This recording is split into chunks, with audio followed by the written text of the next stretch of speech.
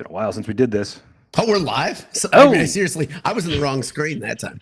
This is not a bit. Oh, what screen did you have up? I was trying to get a bracket up. Matt Painter fan fiction? No, not Matt Painter, the heaving Matt chest. Painter, pictures of Matt Painter at the smoker. Yeah, dude, I've done so many good AI pictures of Painter. Matt Painter sauce. I don't even know what that means, but I like it. But I'm in. Yeah. I guess Anish titled this a handsome hour. It's not a beat. Yeah, because screw it. Why? It's my rules, and I wanted to do it. Yeah, I don't know. because I felt like it. I don't need a reason. There are no rules. We make it. Yeah, our point. Just like the NCAA, there are no rules. We'll do whatever we want. Yeah. Okay, good. We're live. We are. Ted Berkey's here officially. We're officially live. It is the Purdue March Madness reaction pod predicto Final Four bracketgasm. Yep. I think that's it. You nailed it. All these words. I think Yeah. That's good. Oh man, I don't know if you guys know. I'm wearing some. For those not watching, I don't know. I missed the term. I mean, like, so this is. Hold on, guys. So like, like, a year. So hold on. A lot's happened in the last. Do they do this event every year? Is this like an annual thing? It is. I think some years it's been canceled. Like I know it was canceled during COVID, and I know it was canceled 2 years ago. I don't think there was a Final Four. So they just played the first round and then they stopped. Right. But then last year, there was. I mean, they must. The first time ever they played into April. I saw it, and I was shocked to see it, and the participants shocked me. All the way into April. That's what I couldn't believe. But I it's didn't March even know Madness. Basketball. Who plays March basketball? What the hell does that even mean? April Madness? I've never heard of this. So, I mean, like our favorite team is the Purdue Boilermakers. They did well. They did okay. I don't know if you've heard. Final Four. Although, according to you two, this hat should say what? National finalist? Isn't that what National finalist? Yeah, Absolutely. finalist. Yeah. That'd be a great hat. Maybe we should make that. National finalist. Wouldn't be hard to make. We could get that. We're done. number two. Nobody's licensing national finalists. We're number two. We're number two. That in football, we could have made it in a different way. We're number two. Exactly. Well, as you recall, the reason I bring that up, you recall, Boiler Dad, that Anisha's the thing he hates the most, the worst thing ever, is bad banner hygiene. Remember? Mm-hmm. Bad banner hygiene. That's over anything. famine, child hunger. Number two. Child hunger. Number two. Potential world war. That's way oppression of people groups. This is all. Yeah. Bad banner hygiene. Stepping on Legos at night. Number three. That's two, right? But bad banner hygiene is number one. And way up to the top. Every now and then we think maybe somebody does listen, and then they literally change the banners. They corrected them. It looks so good now. It looks so nice. Good. They're black now. They're a little more like professional. Professional, exactly. Except the Helms one is still there. Michael's favorite. I love that. Bigger than every. Yeah, it's bigger than all the others. It's the best. I wish they double the size of that. Exactly. And put his initials at the bottom or something just to let him know. Maybe we could donate something in his name to get them to put that somewhere. It's like the memes that's like, I'll double the size of Brian Colangelo's collar every time this gets 100 retweets. Every 100 retweets, yeah. That's great. So, yeah. It's the best. I wish we could get a reproduction of it like this, this banner that I have behind me. Look at that banner. There's a lot on here. I'm wearing a Purdue Final Four long sleeve tee. One of our friends of the show, Home Field Apparel. This is not a Home Field shirt. I don't know if you guys know this. One of the saddest parts, Home Field Apparel, a good friend of the show, sponsor, enter Boiled at checkout and get 15% off your first order. The sad part is that the word of Purdue making the Final Four still has not reached Home Field. I don't know if you guys. Speedway is a long way away. It's too bad. Yeah. They're part of Indiana. They're in just doesn't get that sort of info. I think they did find out that Purdue went to the Final Four in 1980. Oh yeah, they did. That's right. And the women's championships are up there, or the women's championship in the Final Four. That run is up there. I think they knew about the FDU game. I don't know. That made it. I don't know what you're talking. What do you? That was Franklin. Your TV was off by the time that was over. You might have forgotten some of that. Yeah. You hit your head that night, I think. Oh yeah. Oh, that would make sense. This would make sense then. I mean, like, I've only lived in a world where Purdue makes it to the national championship game. So, and we joke about FDU, but that game, Purdue's done this to themselves, by the way, making themselves the trendy upset pick. And what's funny about it is Purdue, again, lives in this weird place where Matt Painter and Purdue does get a lot of respect. Yeah. They really do. Yeah. And yet, when it's time to pick, everyone's like, ooh. So this is one of my favorite things I did today was reminiscing about that was it 2010 when Purdue was a number 4, Siena was a number 13, Yes. and everybody picked Siena. And I put it on Twitter, and you wrote you were so pissed after Purdue won. It was like an angry. I said it was an upset victory post. Yes, exactly. It was so good. But the funny thing about that is, at that point, as I don't know what you'd say, Purdue bloggers at that point, we were demanding respect for Purdue and Painter. It was like, okay, come on. We had that complex, and we turned the corner 2-3 years ago when the media started like really heaping praise on Purdue. It still throws us off and sometimes. Painter. It still throws us off because you and I will be like, "There's no way they get a 4 seed.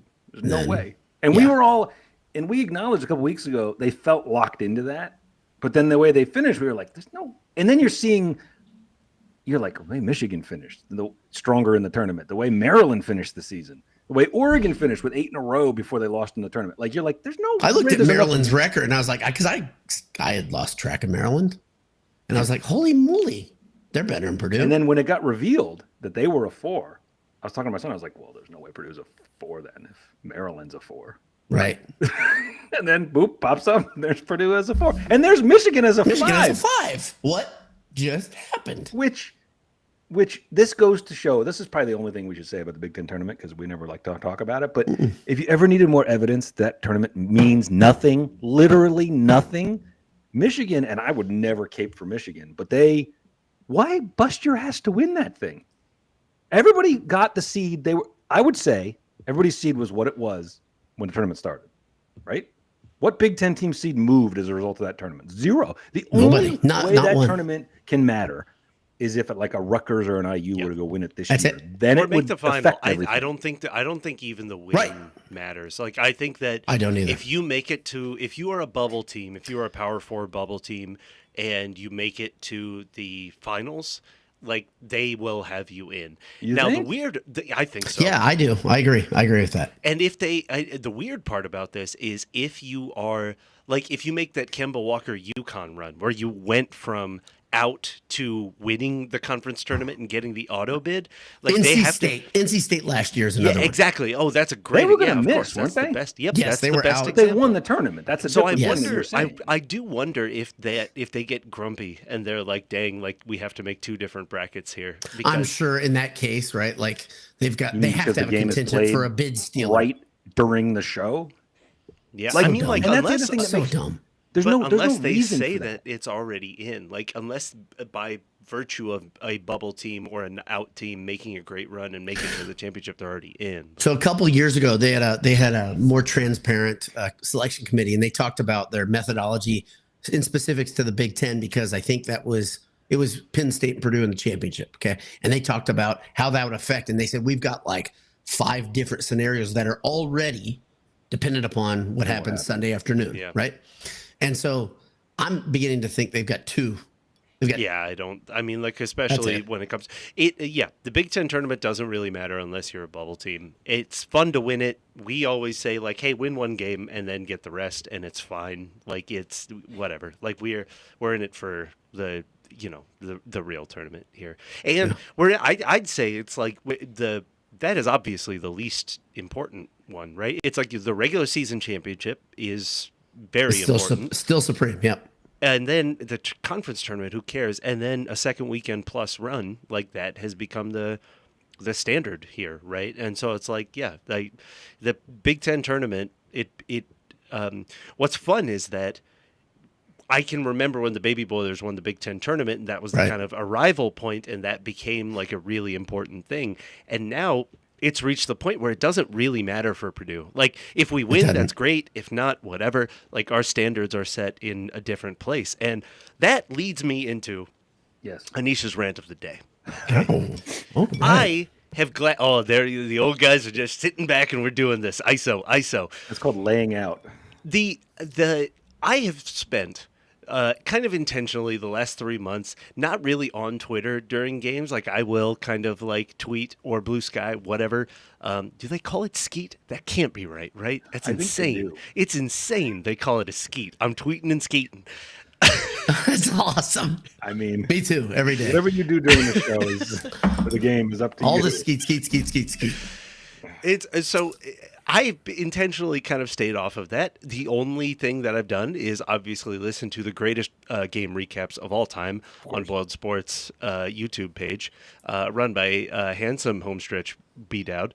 And so what I don't get, what you miss there is the level of frustration within the last month within the Purdue kind of fan base, and especially during that middle stretch, the kind of yelling about Painter's roster construction this year as being fatally flawed. Boiler, you've talked about this, which is like the transfer policy and the you're playing your young guys, you're working through like freshman difficulties. Sometimes like CJ Cox doesn't play as much as you want him to, but that is a Painter special. Like this is what he does so that by his junior and senior year, this guy is going to be extremely mentally tough, all of this.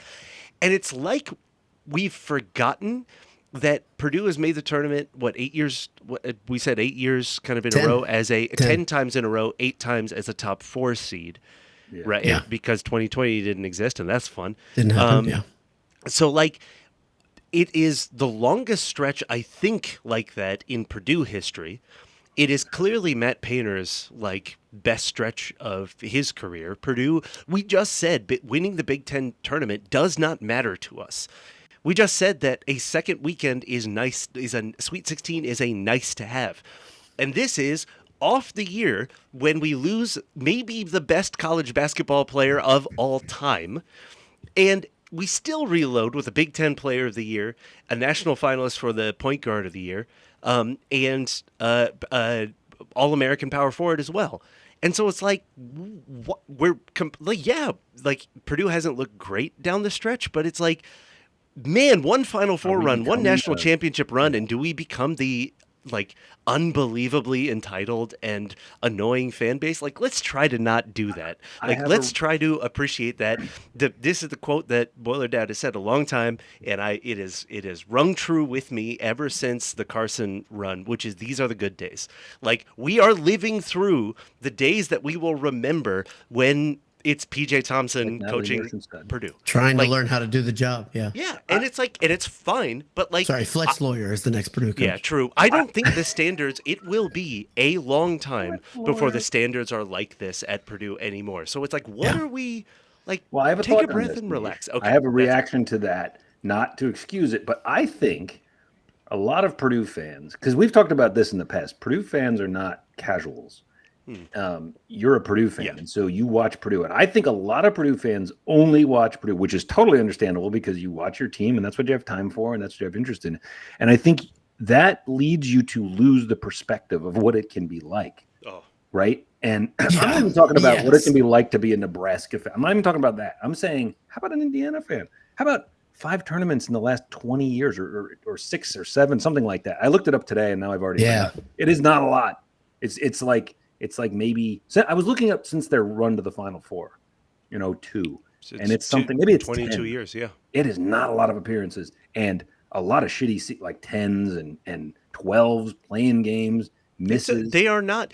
I again, like, yes, I have bias against IU. IU is not a relevant program. I mean, like the Tom Crean, my favorite Indiana coach of all time. I miss a lot him of their favorites now. A lot of the guys who are not completely insane joke longingly for him, and they're not that joking. Like there was Twitter was hilarious when they announced Woodson was stepping down. That's what Tom Crean, bring him back. But here, there's a what guy. did I do in my lifetime? I am an old man now. I have been long enough on this podcast that I am an old man. I'm complaining about the kids these days using ChatGPT. In my waking, like, memory whole life, IU's had 2 nationally relevant seasons, 4 seasons with more than 25 wins, 3 Big Ten titles, 5 Sweet 16s, and 7 coaches. This is a blue blood. And so that's the thing. Man. Like, if it can fall off for Indiana like that, it's like, we are in such a lucky place. This is supposed to be the reload year. In all likelihood, we are getting, at the very least, the big 3 back. everybody that stays is going to get another year of run. Caleb First is going to be the only kind of experienced one that is leaving the team. Yeah. Who knows what transfers and all of this, but the big three aren't. And so it's like, this is, I don't think so. No, but it's not. I would Still not. makes No, me it's not a scared. lock. It's the never first a time lock. I've been scared in years. It's Like, never a lock. honestly. This is a strange period. Exactly. But They're going to come I- after Braden. Oh yeah, but I think They are coming out. Listen, I've got the yeah. highest of high sources. That he's had some programs make runs at him. But I think he's already he's already He's turned down rejected one. multiple. Yeah, I can tell he's you already, that too. He's already. I So, mean, like good we can stuff. talk about Gonzaga because I think that is actually above, but that has been reported by big sources. And Yeah, so I won't talk about the one I've told you guys about. Yeah, I yeah, just yeah. won't do that publicly. But it's big money. It's a blue blood. Yeah. And he turned him down. And so it's not. I'll tell you, it's not Kentucky because that's the one that's in vogue right now. And I have chased that one. I tried to get to the very bottom of that one, and all I can see is that's like an echo chamber rumor at this point. Yeah.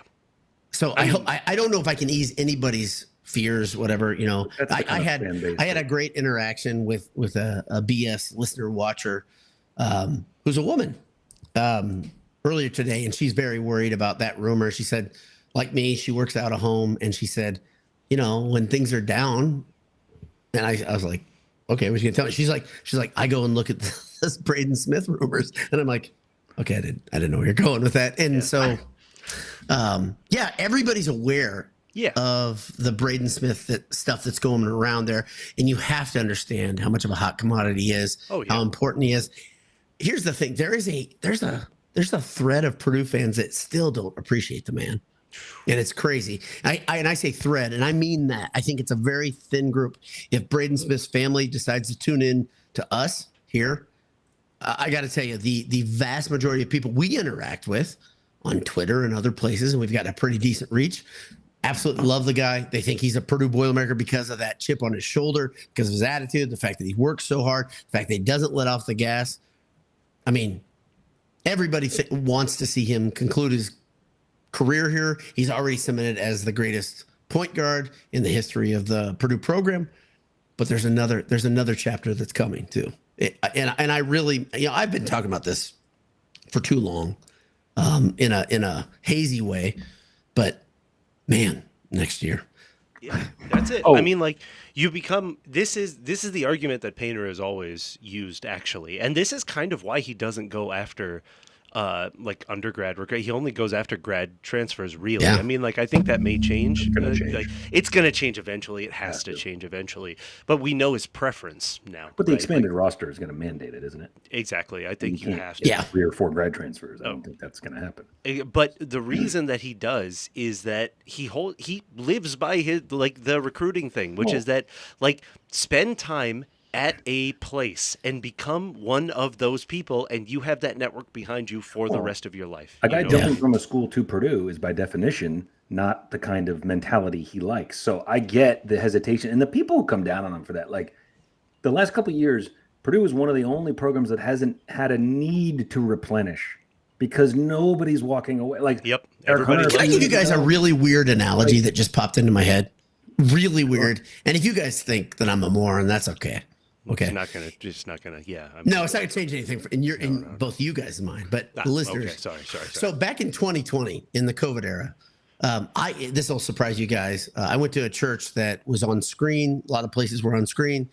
My ADHD got really, really heavy in April, May of that year. I was sick of looking at a screen. I was like, I got to be around people. I can't do this anymore. I would eat breakfast, watch church on TV. I was like, man, this is not it for me.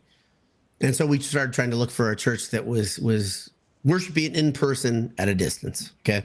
And so I go to this church and we found a place we really, really liked.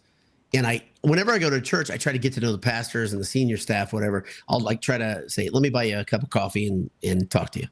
And so I get the senior pastor to go visit the well here in Fishers.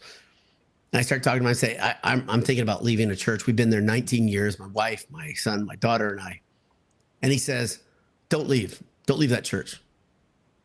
And all I could think of is a weird thing. I'm talking to him. I was like, is this what Matt Painter recruiting is? because I'm like this is senior pass. I'm here saying I want to consider coming here, and you're I'm saying telling you, I want to. You be got here. me. You Reel got me in. It's a done deal. Now just tell me, yeah, dude, we're so happy to. Give me a just give me a Cybertruck, and I'm at your church. Exactly. It's really simple. Just a Cybertruck. That's all I want. And so, like, I couldn't believe he said it, but his whole thing was I can get into theology. That's a dumb thing to talk about on this. Not dumb to talk about theology, dumb to talk about it on this venue. But the whole thing was that's Matt Painter does not BS people. And many times he says, don't leave your program. They need you. They want you there. You're a good guy. We like you, that sort of thing. Don't do that. And I believe, like, when he talked to Lance Jones, it was kind of a similar thing. And Lance was like, what's the quote? Winning needs to be enough. That's what something Painter says. Yeah. Right. But so wasn't Lance already? Wasn't he a grad transfer? Yes. I think so. Yeah. So he was done there. Or I don't know. I don't think he was done because of the COVID year. Oh, I think he could have. But he played there 4 years. Went to the tournament, I think. So like, I think he did. It's not like he jumped ship after a year. No, not at all. Not at all. There's so many. So LBD and I have been researching players because my whole thing is I'm looking for Purdue to add an enforcer. I keep saying this, I know. I keep saying it. And I'm like, I just want a dude who is mean as hell and he looks like it, and but like when he's off, he's like a loyalist and he loves his teammates. How about this? A meaner Caleb First? A meaner Caleb First, a meaner Mason Gillis. I was going to say Mason Gillis is what. We've seen the business model. We know what it is, right? But I see Memphis' team, they got a dude on their team. And I'm like, there he is. That's the guy. He's a senior. I'm like, damn it. Yep. They got a goon. They do. And he's like, his shoulders are high. He is ripped. And I'm like, and then I see him like interacting with his teammates. He loves his teammates. He's loyal to his teammates. But other teams see him and they're like, I don't want to be anywhere near that. That guy's going to kill me. It's like Steven Adams. It's like you want the Steven Adams on your team. Exactly. Yeah. So, yeah. Do we want any Iowa players? They're a wish list. No. And that the only other Iowa players. Play defense. Listen to my words. The last two Iowa players that ended up on a Purdue roster ended up pretty good. But anyway. Yes. But like, the other thing that is, and you've mentioned this like before, Boiler Dad, but it's worth reiterating. The reason that this roster seems strange and that these rotations seem strange is that, hey, Painter was also building around two additional pieces that were supposed to be here in Cannon Catchings and Daniel Jacobson. And it's like, hey, what are the two things that we're missing? A strong wing, like a strong and lengthy wing, and interior defense. And it's protection. You're right. And in July, and they were both there. Whatever. Or no, August. Yeah, that's right. They were both on campus in August. And it's like, almost like Paint knows what he's doing, and it just kind of worked that way, right? It just kind of bad luck, went that way. But that doesn't mean that he doesn't know what he's doing. Like we have the pieces. Absolutely, and he's more secure. The thing I love about aging Matt Painter, gray Matt Painter, is that he is so secure in his plan, and like you see it in every question, every answer he gives to questions. The way he puts his team together, the way he handles wins and losses. Like he was no different in all those post games last year than he was after they lost to the 16. Like he was no different. He was the same guy. So can I ask you guys a question? This is a great jumping off point because I bet there are Purdue fans that saw what I saw. Purdue loses to Illinois, and I listened to his post game comments, and he was very soft spoken, very positive, like he's such a good post-game interview and a press conference interview, but it was like a different tenor. Am I misreading to say he's just trying to build these guys up and say, hey, we're still what you think we are? Am I wrong about that? He did it today or yesterday. Whenever he did his press conference about the seed, he talked about the Michigan loss, and he did the same thing. He said, we got good looks. He said, we didn't knock them down. They did. Yes. And he's like, that was the difference. And I don't know that was the only difference, but like, I get what he's getting at is he's trying to build them up to say, you guys are still playing the right way. Don't start to doubt yourselves because it didn't go your way. Uh-oh, I'm having a little connection issue. Okay. In my ears. Sorry. Yeah, you're okay. I heard it too. But you're okay. Go ahead. I just think he's just a steady hand, man. And I think, again, that's another thing. We talk about, and we should probably get off the topic of, criticizing Purdue fans, because I think the negative ones are definitely not the majority.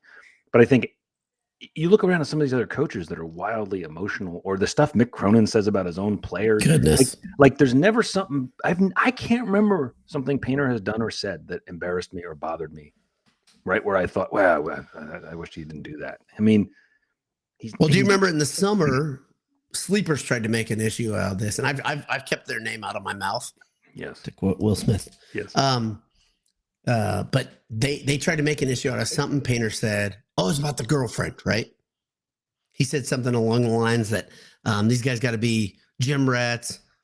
Basketball comes before a girlfriend or something along those lines. I remember that. And they made a big deal out of it. And by the way, these guys, and I was super entertained with them for like 2 years. Jay and I would talk about them all the time.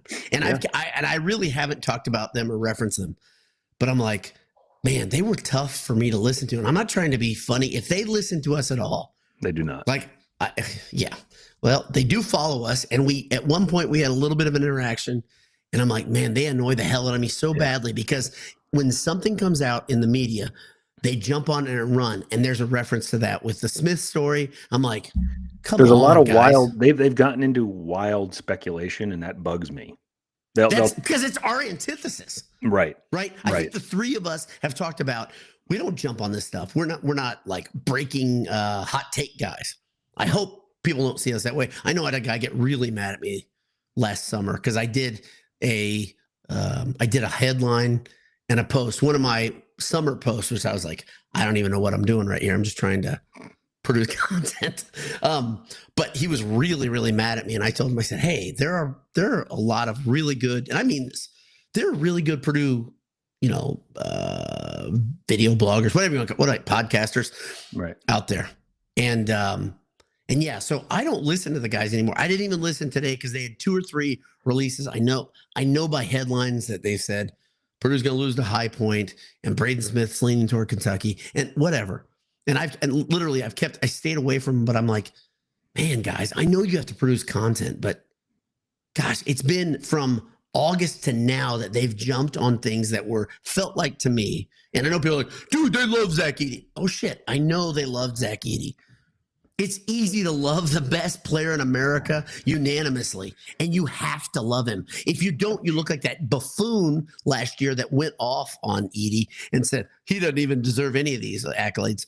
Hey, dumbass, it's going to be proven over and over through analytics and then just raw emotion. People are going to say, they're going to bury you, right? Sleepers made smart decisions and said, you know what? It's undeniable how good this guy is. It's undeniable how good Purdue is. Part of that's because of him, obviously, but that Purdue team was well constructed last year, right? Really well constructed last year. Those guys are living their dream season, right? You got a Michigan State, you got a Michigan guy, one wins regular season, one wins Big Ten tournament, pretty nice. And then they just snipe at the fan bases around them. That's the thing that bugs me. It's like, but then they'll do it, and then they'll say, oh, dude, we loved Braden Smith in Illinois last year. Yeah, you play both sides. What are you talking about? Yeah. I'm aware of your shtick. I mean, come on, guys. When we school, we own it. We like to make fun of Illinois fans and Iowa and Fran, and Nebraska football. Like, just stay. So this is making me think. We did have a comment a little earlier where someone was very antsy and wanted to hear our first round thoughts, and we are 28 minutes in. We're basically at a quick cast. Anish, exactly, the quickest of quick casts at 28 minutes. Anish, yeah. Oh, okay. He's giving me the go sign. So first round. Are we holding back because we're concerned about talking about High Point? I was telling you guys off air that my son, who's 15, was excited about the fact that Purdue's playing only a few hours from us in Rhode Island, and he wanted me to buy tickets for Saturday already, and I said no. We've learned this lesson. And I'll just regale everyone here with the fact that I don't even know if we ever talked about this because I can't remember. It all kind of blacked out and was like static in my head for a while after the 2023 season. But Anish and I had tickets to the second round in Columbus that year. He bought tickets and convinced me He's like, drive to my place, and then we'll go out to Columbus, and we'll see the second round. We'll see Edie in the turn. I was like, yeah, fine, all right. And then we'll experience the bright lights that are Columbus. Exactly. A night out in Columbus. Watch out, ladies. And then the year before that, we had tickets secured in Philly for the Elite Eight because we were playing St. Peter's. And I said to my son, I said, no, we don't do that anymore. And I know I'm going to pay more probably if they win, but I'm not doing it. I'm not doing it. But all that to say, yes, they're going to be High Point. I want to put everyone's mind at ease. They're going to beat High Point. Can I ask you a philosophical question, both of you guys? Because you guys, I think we all have slightly different opinions on what games are worth buying into and going to. Oh, sure. Okay. But let me ask you a question. My general philosophy in this is, does Purdue have something to gain? Then I'm like, okay, I want to be there. Obviously, home games at Mackey are great. But I'm talking about neutral site games, whether preseason, whatever. Sure. Is that a good thing to say, or do you guys just not agree? You're like, what do you mean? I want to be in the house. A barometer for why you go versus going to the Crossroads Classic, where there's nothing to gain. Right? You know me. That's what I'm getting at. You don't get a Big Ten tournament, nothing to gain. Yeah. If someone handed you the ticket and you were in town because you didn't live there. That. Sure. Okay, maybe. By the way, do you know it's in next year Chicago, year after it's Indy, and the year after that, you know where it is? It's settled. 2027. UNLV, is that the one? Or Vegas? Yes. Not UNLV. It's in freaking Vegas. Which makes, if you think about how dumb this is, I know they're trying to bridge the West to the East, but hold on for a second.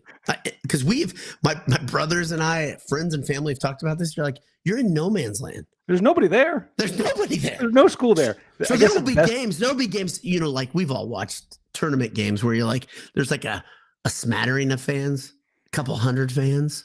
Right. They're going to get that. Or Penn State fans at a Chicago or Indianapolis. Exactly. Right. Except now. But in Chicago and Indianapolis, you're going to get people that are just going to buy in. I've had a couple friends who are like, I just go to the Big Ten tournament. But I think the difference to this, first of all, Vegas is a growing city, and there's probably a lot of alums from Big Ten teams there. Right. And I do think that there are people out there, not saying I'm necessarily one of them, that all they need is a push to go to Las Vegas. Right. And if you give me a reason to be there, I'm not saying I'm not saying it's a given, but Anish, do you like Vegas as much as Jay likes Vegas? I don't like it that much. Don't make it out. I think you like Vegas. I go there probably on average every 3 to 5 years. So it's not like. But you've told me, and I don't mean to. Yeah, go ahead. No, go ahead. You like what you like the. Tell me, and if I'm misrepresenting, you can stop me. But buffet. You love the buffet. You love the buffet. You love the high roller treatment. That's all true. Okay, but you really like the sports book when big games are being played, like the environment, the feel fun of energy. that. Yeah. Okay. Yeah. Okay. And I get it. I've been there when that happens, but I'm not a gambler. That's the other thing. I mean, you guys know. So that magic's gone now because you can gamble in so many states online that there's being in a sports book. I don't really place bets in sports book anymore because who cares? Once in a while. Well, this is so funny. Both of you guys have done this where you've kind of started drifting away from gambling on. I don't gamble much at all anymore. Certainly not on my phone. It's funny because as you guys have moved away, because you guys both like going to sports books in Atlantic City and Vegas and whatever. When it was, you guys like bookies when it was illegal. No, I'm not. That's not true. Sure. The guy would come by, knock on the door, he'd be like, yeah, looking away. No, but I think as America has embraced gambling as this is part of the culture. You guys have both said, but it says a lot about both of you guys, which is probably why I like both of you guys. Yeah. So, yeah. Oh, by the way, not to just jump all over the place, but Joe Hensley, I got to jump here. Joe Hensley's the most recent comment there, Anish. Could Purdue have gotten a better draw? I don't know if Purdue fans are feeling this way. Could Purdue have gotten a better draw? Nothing too scary in Providence. And then you get to play in Indy, possibly a second weekend repeat of Gonzaga and Tennessee. Oh, man. Throw the anchor out there for a second, please. Whoa. So, exactly, Peter Griffin. So Joe is just glossing right over Houston. I guess he assumed Gonzaga is going to take care of Houston. Sure, which they won't. But keep going with your fantasy. Houston is nasty, man. I love the Houston program, and I know that'll upset some IU fan friends of mine. Hire him back. Dude, he's so good. He's old. He's so good. He's Like, is there a more underrated program than Houston? They're so good. They are so damn so good every year, and he's a good coach. And what's the way hilarious, he coaches, by the way, his teams are what we hope and wish Purdue teams could be every year. Hard nosed, and they are dudes, man. They're like I said, enforcer. You've got like 4 enforcers on that team every year. And let's not forget. I mean, we liked hating on him, being he was an IU coach. That was fun. However, what he did to get fired, making impermissible phone calls, like think of the child's play that is today. Right. Like, I know he's too old, but like, is he? Like, no. They don't need, and a few people have said this, the smarter people in the media have said, they don't need a guy for 15 years. Get a guy in there for 3 to 5 years. Get them back on track. And he would. Yes. They'd be good. They'd be good in a year or two because of the portal. They'd be so good. And I'm so glad that they're not smart enough. Who is scarier to you guys, Chris Beard or Kelvin Sampson at IU? I think Beard, because I think he's got a longer runway. And I think he's as good a coach. You think he's as good as Sampson? I think Beard's a great coach, man. You don't think so? No. Anisha's mic feedback just scared me to death. He's got no mic, which is great. That's great. So if you could, I know you know American Sign Language, so if you could just sign all of your the rest of the show, that'd be great. So going back to Joe's. I didn't realize how silent you were until just now. Going back to Joe's comment, though. Okay, 2 things. Yes, I don't think it's the worst draw. We all agreed when this came out that we didn't get, while High Point is not a pushover for a high seed at all, you didn't get like Drake or San Diego State, or what was it? UC San Diego. UC San Diego is tough. There's a few teams out there where you're like, who did Michigan get? Did they get Colorado State? Who'd they get? They got a tough 12. It was Colorado State. Colorado State is hot right now. And I said, they won 10 straight. I said to my son, I was sort of wondering if they put them in Purdue's bracket with Ethan Morton on that team. But but I didn't. But that would be, can you imagine if Purdue would have been 5-12 against Ethan Morton? That's the kind of thing that would be like, man, that'd be so freaking cool. This is one thing the committee seems to always be aware of, and that are the subscripts, the stories that could develop. And they put one in there. It's pretty good. Purdue getting hot, going through Indianapolis, running through Tennessee. Yeah. It's incredible. People in this very margin have said, would this one bother you getting knocked out by Tennessee in the Elite Eight? And I'm like, no. This year's team? No. Last year would bother me a lot. No, because Tennessee, I've been watching them all year, and I'm like, damn, they're scary, dude. They're so good. And so do you dislike Rick Barnes? I don't dislike. I've never disliked Rick Barnes. He's a Do you dislike what's the point guard? Zakai Ziegler. Yeah, no. Do you dislike Meshack? No. I don't dislike Tennessee other than their fans who suck. They're horrible in person and they're horrible on Twitter. Other than that, I'm sure they're great.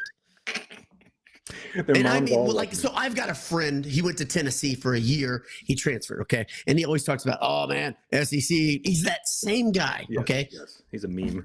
But he always says, why do you have such a hard time with Tennessee? I'm like, dude, I've interacted with them in person 3 times. It's not like I'm just like guessing. Sure. And then on top of that, virtually they suck ass. Sorry, my language. That was a lot. But that was a lot of passion there. But what's fun is Purdue never loses to them. That's the freaking hilarious part. The last time they lost to them, you were there. Oh, in that meaning? Yeah, okay. Big bad boy mowers. Okay. I mean, they don't lose to them. Like, beating them in their backyard in that bowl game is still one of my favorite, like, Brom era memories because Purdue, like, they couldn't tackle. Remember, I kept clipping things and posting it. Like, they just were like, yeah, I'll just escort Payne Durham to the end zone. And they were so mad. And then it was the whole, well, it doesn't matter. It's a bowl. Which is it? Does it matter? And then Purdue keeps knocking Barnes out. There is a little bit of me at this point that I do feel a little bad. And if let's dream big. Let's say Purdue and Tennessee did meet up again in the Elite Eight. I would feel pretty. I don't want to have to keep going through them. But if you're a Tennessee fan and you're Rick Barnes, you have to be like, these guys again. Yeah. Well, you'd be like, but this is the year to get ducked Houston, get it right. If that happens. right? Okay, I've got a really weird thing. I can't, let me just reiterate this, because in person, I cannot stand Tennessee fans. I cannot be more clear here. And I know Tennessee fans, which is weird in Central Indiana. Like, I know multiple. They're nice people. In the arena, they are awful people. Okay. They have been awful in multiple venues. I've dealt with them and I'm like, why? Why do I get these people? Yeah. Sorry. Right. R.I.P. Anish. Yeah. Anish's microphone. Starting something. He's trying everything, by the way. I don't know if you're listening, you don't get it. If you're watching, you see Anish just like trying to figure things out, and every now and then. There's always one of us who doesn't have usually one of us. Yeah, tech is fun. And Anish is the guy that saves us from it, right, Jay? I mean, like, we've been screwing up for 20 years, really. If we're 18. But anyway, so I've dealt with Tennessee fans. I kind of want to see Tennessee get over the hump, get to the Final Four. Because they're like kindred spirits in a way. They sort of deserve Rick Barnes is a kindred spirit. They sort of earned it. Like, it's like, you know how we always talk about how you have to go through the pain to get there, to appreciate it. They've definitely been through that. Like, they've been, even the 19 team was really good. The one that Ryan Klein? Yeah, no. Ryan Klein and Carson Edwards. Right, but I was talking to my son about that game too. We were reminiscing, which is more me reminiscing. That's one I interacted with horrible Tennessee fans. But I said that was Ryan Klein's best game of his life. If you look back at his stats, it was so wild. If you go back and watch the film, I know Klein had an unusual shooting stroke. His form was weird, but he was shooting it from like behind his head in that game, and he was falling away. Everyone, pew! It was like watching NBA Jam in real life. Yeah, it was. Dude, it was crazy, so weird. And to see, that had to, and because I remember he was a good shooter. I'm not saying he wasn't a good shooter, but he's a legendary shooter in Purdue minds because of that one game. And if you look back at his game logs, that was the best. I think he had 25. I don't think he ever did that any other time. And the way he kept heat checking. Is that fair? Well, because that's how it works. You keep doing it. Because it's okay. I mean, I guess I'll do it again. And they would step You guys up. want to send a weaker defender on me? Oh, but they put the forwards on. Yes. And he had a hand in his face on the last couple. They were big dudes. They were dudes that played that went on to play. You had Admiral Schofield coming out on defense. Well, that's what I mean. Barnes is not a bad. He didn't sit there and just accept it. He said, "Okay, let's adjust," and it didn't matter. And as Purdue fans, many Purdue fans, there are a couple things that are weird, and I don't know if it's just we hear them because we try to let people talk on Twitter. I don't know what it is, but we hear people saying things like, "Painter's washed. He can't do it anymore. Why doesn't he adjust?" Blah blah. Okay, I get this, guys, girls. Please let me plead with you. If you're one of those people, next year's going to be better. I don't know how else to say this. And if things go the way that we all think, next year's going to be better. From a personnel point, oh my gosh. And this year wasn't bad. It was not bad. Let's pump the in brakes. A year that the NCAA has so many shitty teams making the NCAA tournament, Purdue's ranked 22 wins we're all like, ranked the entire season. Ranked the entire season as high as 6 in a rebuilding year. A clear rebuilding year, and looked like they might win the conference up till like the last 2 or 3 weeks. Like, come on, man! And I know next year's gonna be tougher to so deal with. there's a clear difference between I'm 49 years old, you're 48, or you're 49 already? Sorry, the records are unclear. Okay, but you're in your late 40s. You and I are both very similar. Anish is like 14 years old, as far as I know. Yes. He's much smarter than both you and I. Okay, so but he can't figure out a microphone. But that's not really the point about tonight. Okay, when Purdue got to the Final Four, I mean, my gosh, I was like, holy crap! I permanently marked my body to say, oh my gosh, they did it. And I know a lot of people. Yeah, I can't read. he's listening. Okay, he's just messaging us foul language because he doesn't foul, really mean-spirited comments, and that's not like him. He's such a. By the way, I think Stella got our groove back. I've said this privately. Anish, I think Anish is back. I'll just say that, and I know he said I permanently marked your body.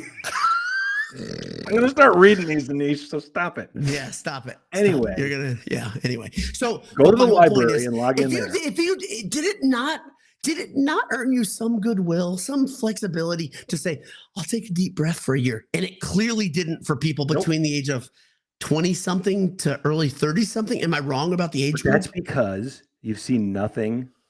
That's because you've seen nothing but success. Really? Right. Like 1 or 2 bad years in the last, 15? Right? We're so old, okay? And I know our demographic is a problem for us because you guys are all going to die soon because you're just like us. Look at me. Just gosh, I'm just destroying and I love you guys. Okay.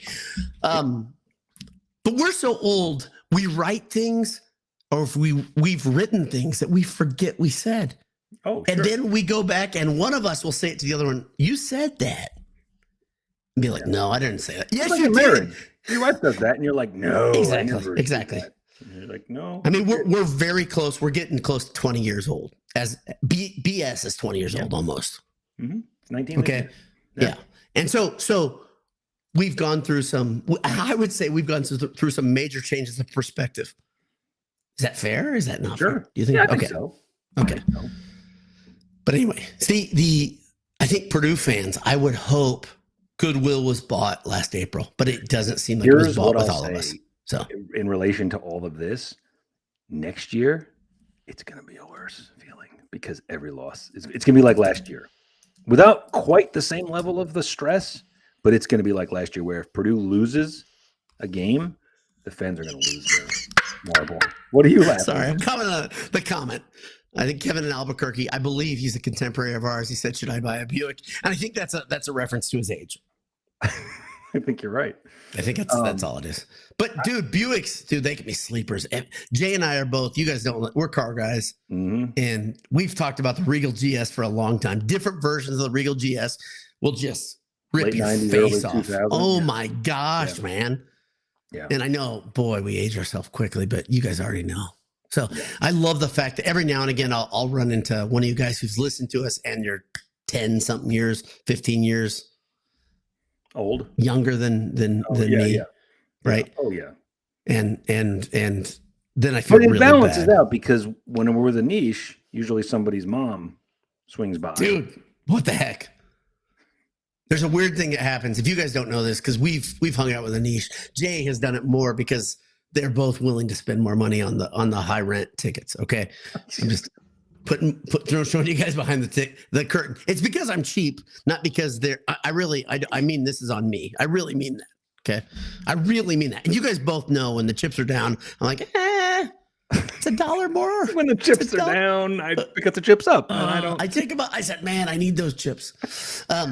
And so, but they've gone to multiple places where they've been together, and we've been in the same arena multiple times, same stadium, and they are in a little nicer seats. And the women that are a couple years older than Jay and I, they see a niche, and it's like, oh my gosh, it's like Elvis in the 60s, the early 60s.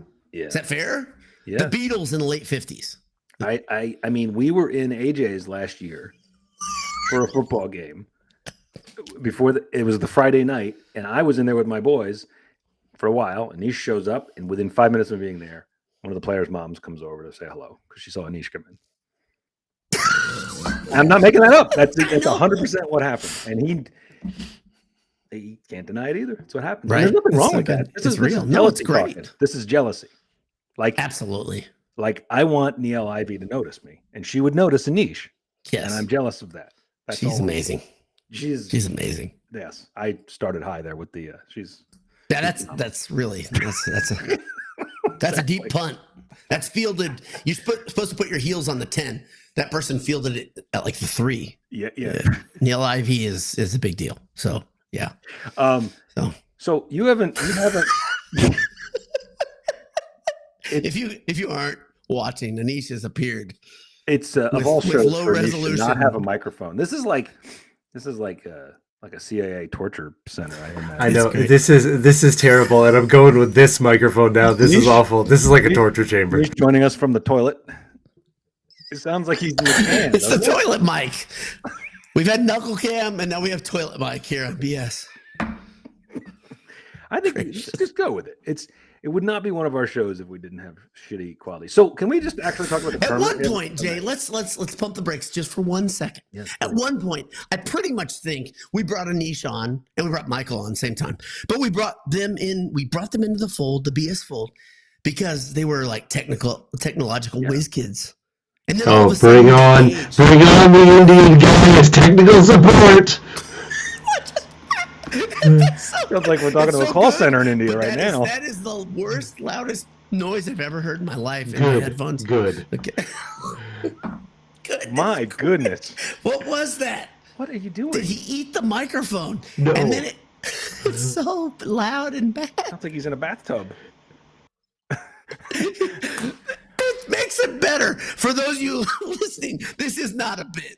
This is not a drill. Nope. We did not plan this, and it makes it better. And if you didn't hear what he just said, it's more funny. So you need to decipher it because I shouldn't repeat it. So I want to try to get us back on track here. I need to know. No way. It's not happening. I need to know. No, I have a real question. Okay. Let's just cut to it here. Low We're 15 res minutes Swami. in. Where do you have, how far do you have Purdue going? It's time for you to tell the truth in your bracket. Me? Because Anish can't talk. Yeah, Anish can't tell us. He can put up a finger, 1 round, 2 round, that kind of thing. No. 6 rounds. 16. Sweet 6 16. rounds. Not 6 rounds. Championship. Sweet 16. Right. That's the safe bet. Now that's what I put in mine as well, and I'm losing to Houston. You got him getting past the Stretchwig Doughboy.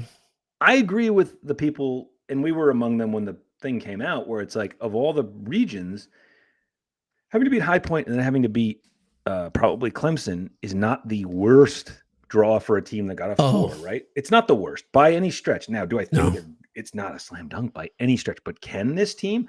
Again, I'll go back to what I said going into this year and going out of last year. I remember saying this, like, yes, they were losing Edie, but a team that has this much tournament experience, both good and bad, they're the epitome of a team where you look at them and you're like, yeah, they're not as good without Edie, but man, they're a tough out because Braden is not going to relent. He never does, right? No. And you've got 2 guys. I know we've talked about this. This is another thing I was thinking about today. We've talked about how this team doesn't have a Carson Edwards like supernova guy, right? Very few teams do. Yeah. But I'll push back a little on that because you have 2 guys on this team who can go for 30. Okay. It can happen. Braden's done it this year. You already know my counter because I know. I'm just saying, enough to you've listen got to 2 my- guys my who can post do games. that. And I don't mean can do it like I imagine they could. They have done that. They've had those kinds of games this season. Okay? So I think, should you feel good that they could win 2 games? And the tournament's always a crapshoot. Who the hell knows, right? But could they win? Yes. I think you should feel okay about that. Yes, they can. And I don't think they would beat Houston.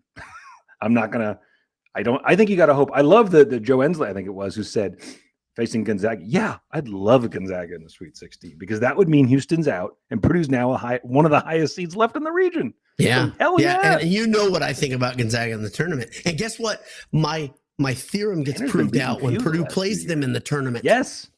Always. They've never beaten Purdue in the tournament. Right. And I'm not trying to Purdue make has something beaten up. Purdue several times in 3 times in the last 2 or 3 years? In a preseason one, in the tournament, 2 preseason ones, I think.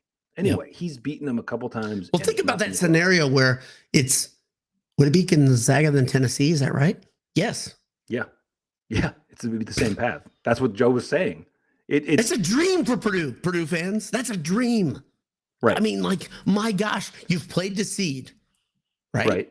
Okay. That's the first thing. That's always my goal. That's a great point. Play the seed and you're in the Sweet 16. Play the seed and you're in the Sweet 16. Exactly. That is always my goal. I just want, if a team plays the seed, you're like, that's a pretty good tournament. And that's what Painter's strength forever was, right? Until he got into the little swoon, right? I know that this is funny. I had an interaction today, Jay, and I don't know if you saw it. Because if you don't know this, so Jay comes in to the BS feed when something is really good and he's got a funny joke to tell and he throws a grenade. He's like, goodbye. And then he rolls. I didn't do anything today. Don't blame me. No, you didn't do that today. No, you didn't. But that's how the BS feed works. Jay has another feed. He talks about stuff that's lighter hearted. But when he wants to really just tweak his pal boiler down, exactly. Goodbye. If you look, I am generally not abrasive on Twitter very often. No, never. No, I'm like a chenille covered teddy bear. Yeah. Is that accurate? I think so. Brian, he says Anisha's on a 2,400 baud modem from the quad. Anish won't even get that joke.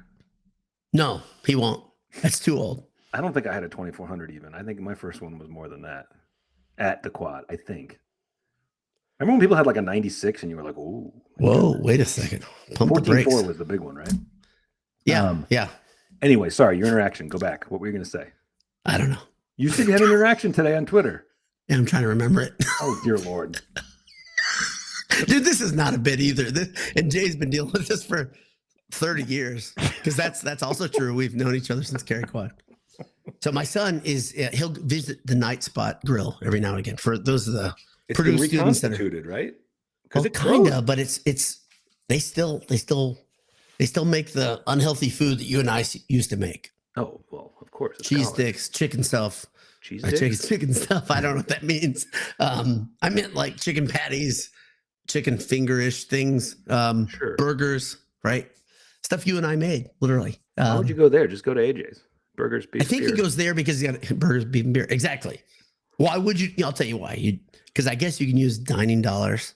And yes, that's why. my son's going to live in Cary next year, which is really cool. Yeah. He becomes one of us. But he likes going over there. One of his good buddies is in Cary right now, and AJ's cost monies. I have literally offered him.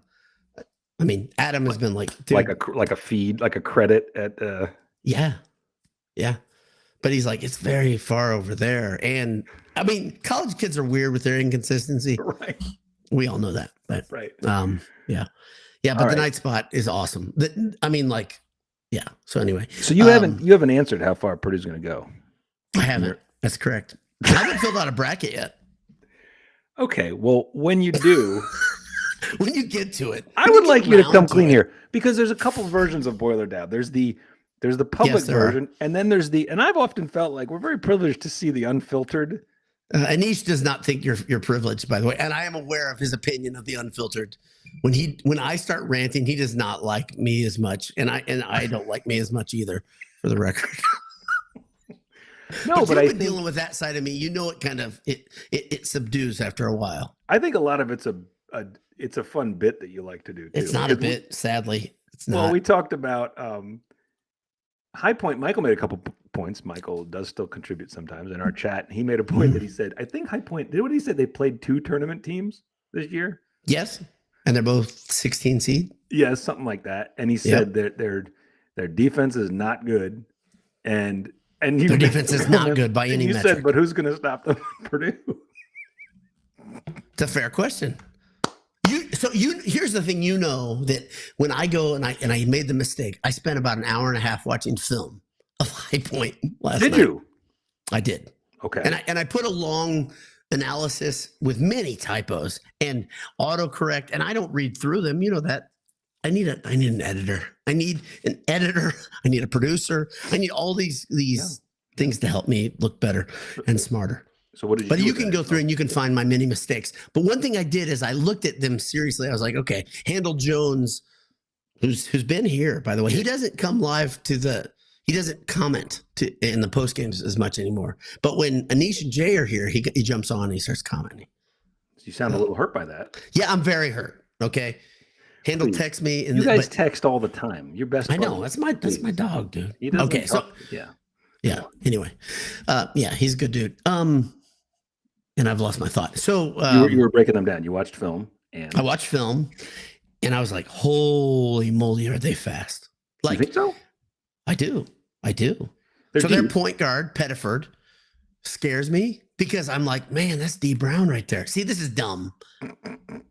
But do you know where he started his college career at Kansas? He spent 2 years there. You don't get into Kansas full ride scholarship. That's alarming. Being a schmo, right? Okay, and so he didn't fit great. Whatever, timing's bad. Whatever.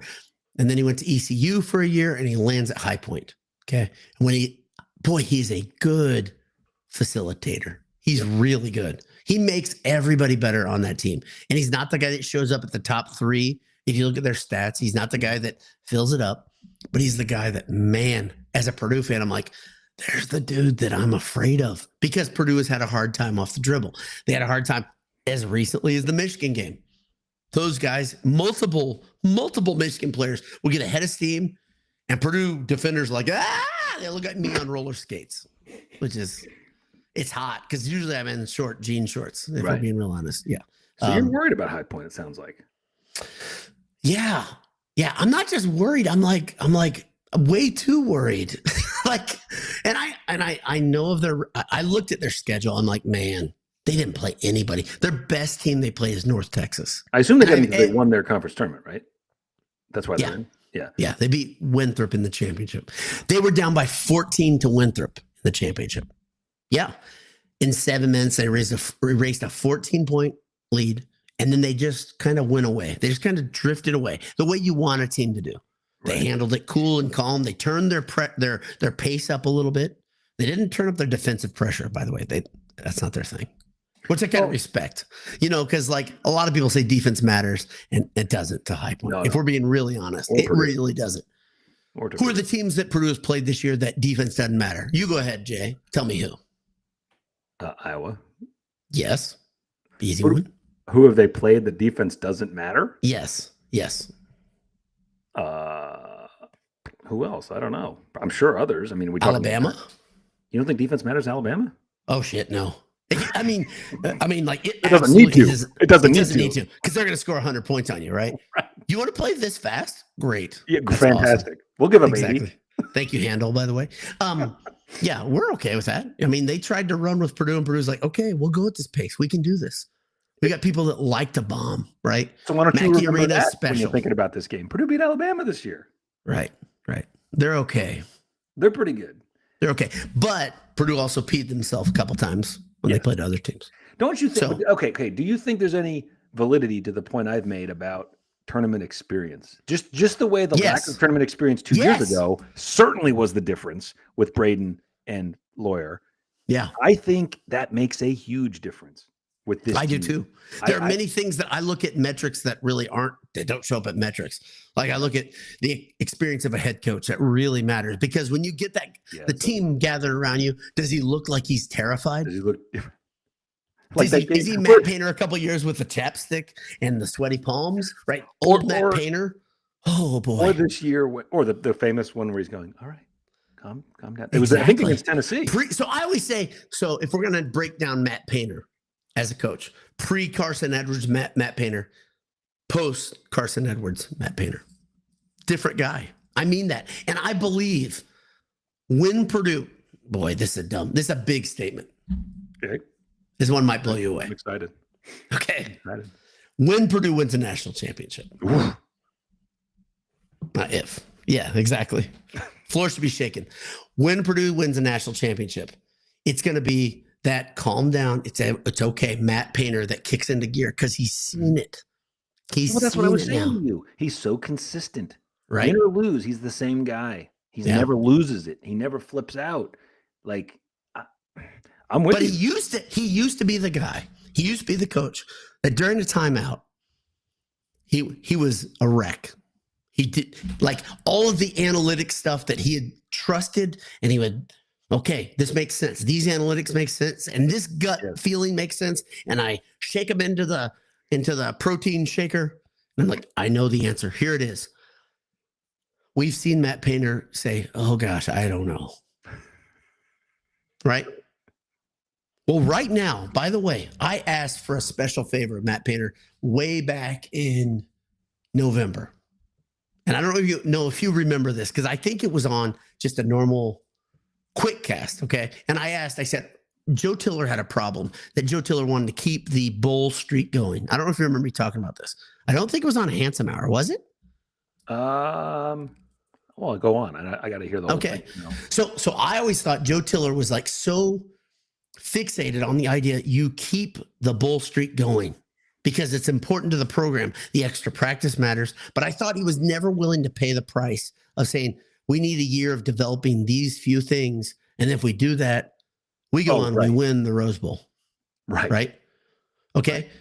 I believe some of the things that we've seen this year that seem inconsequential right now are the developmental tools that lead to a very, very special year next year.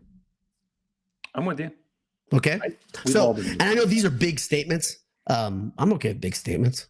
But But that's just how I feel about this. I think Painter's done some things this year where he's like, okay, these guys, I let them ride right now. This will pay I off. let them ride. This will pay off. What'd you say? This will pay off. Exactly. Right. Exactly. I keep saying the idea of nothing exists in a vacuum. There are no things that happen just in space. They all affect other things, right? Mm-hmm. What did this loss do to Purdue? And this year it felt like, boy, Purdue's not opportunistic. They did not build on those losses, right? Last year, when they lost, you're like, oh boy, you play Purdue that next week. Oh my gosh. And it happened a little bit this year. When they beat Michigan, wasn't that after a loss? They came home and beat Michigan by like 30. Yeah, it did. It did. But it's almost like the construction of the team revealed itself. It's still in there. It's still that ability. But I know what you mean. That last year they would punish teams if they lost. Right. Somebody right. And you, by the way, the trick on punishing teams when you lose is the fact you've got players that are just better across the board. Yeah. Okay. And I think Braden Smith is that type of guy that is just better than the guy across from him. The problem is when his defender can shade off and they can scheme against you and say, we're gonna bring up a double team every now and then just to freak him out, right? Right. Because we can. Because there's not another threat. The other threat is the 6'9", 6'10" guy down there in the blocks. Well, and our guys got him because he's going to beat the living hell on him. The ref's not going to do anything about it. But I don't think High Point can do that. Here's what I don't. I think I don't think High Point can do that to Trey Kaufman. I think Kaufman Wren eats. This is your guy.